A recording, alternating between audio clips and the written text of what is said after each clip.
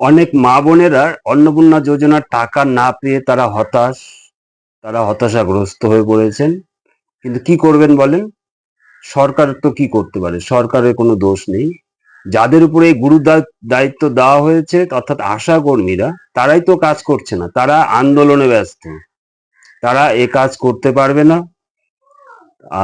এই আয়ুষ্মান ভারতের কাজ করতে পারবে না। শিক্ষকরা কেন করছে না, আমরা কেন করব, এরকম। আরে শিক্ষকরা তো এসআইআর এর কাজ করে, তারপর ইলেকশন ডিউটি করেন, ঠিক আছে? আপনাদের উপরেই দায়িত্ব দেওয়া হয়েছিল, তারা কাজ করতে পারে। এবং তারা বলছে যে আমাদের মধ্যে 80% লোক ডাটা এন্ট্রি করতে পারে না। তাহলে বোঝেন কি লজ্জার। আমার মতে কি, যারা শিক্ষিত মেয়ে আছে, এরকম অনেক শিক্ষিত মেয়ে বসে আছে, তাদের দেওয়া হোক কাজ। তারা বলেছে 5,000 টাকা বেতন বৃদ্ধি করা হয়েছে, তো কি হয়েছে? আমরা অন্নপূর্ণা যোজনার টাকা পাবো না কেন? আসল কথা বুঝতে পেরেছেন? এই জায়গায় অন্নপূর্ণা যোজনার টাকা পাবো না কেন? এমন একটা সেক্টর দেখাতে পারবেন যেখানে 5,000 টাকা বৃদ্ধি পেয়েছে, অর্থাৎ 80% বেতন বৃদ্ধি পেয়েছে।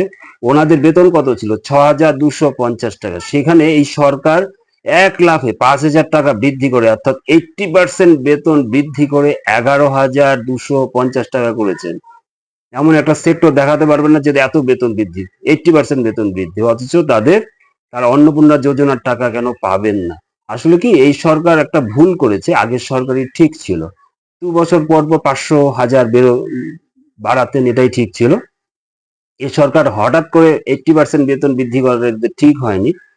1,000 টাকা বেতন বৃদ্ধি করা উচিত ছিল, এবং 3,000 টাকা অন্নপূর্ণা যোজনার টাকা দেওয়া হতো, অর্থাৎ 6,250 প্লাস 1,000 ইকুয়াল টু 7,250 বেতন বৃদ্ধি হলো, আর 3,000 টাকা অন্নপূর্ণা যোজনার টাকা, অর্থাৎ 10,250।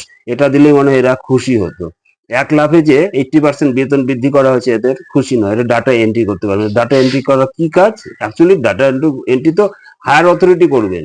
এরা জাস্ট বাড়ি বাড়ি যাবেন, সে অ্যাকাউন্ট নাম্বারটা মিলিয়ে দেখবেন ঠিক আছে কিনা, ভোটার আইডিটা মিলিয়ে দেখবেন, এবং আধার কার্ড নাম্বারটা মিলিয়ে দেখবেন, এবং বাড়ি ঘরের অবস্থা যা আছে তার রিপোর্ট দেবেন। এমন সরকার বলেছে যে আর কোনো হায়ার অথরিটি যাবে না, কোনো অফিসার যাবে না, আপনারা যা রিপোর্ট দেবেন সেটাই ওকে।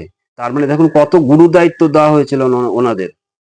ওনারা জাস্ট এই রিপোর্টটা দেবেন, তাহলেই ওনাদের কাজ হয়ে যাবে। ডাটা এন্ট্রি তো হায়ার অথরিটি করবেন।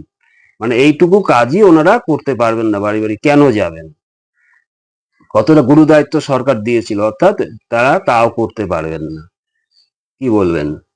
এর জন্যই কিন্তু অনেকে মানে ভেরিফিকেশন তো কমপ্লিট হয়নি। ভেরিফিকেশন কমপ্লিট না হলে টাকা পাবেন কি করে?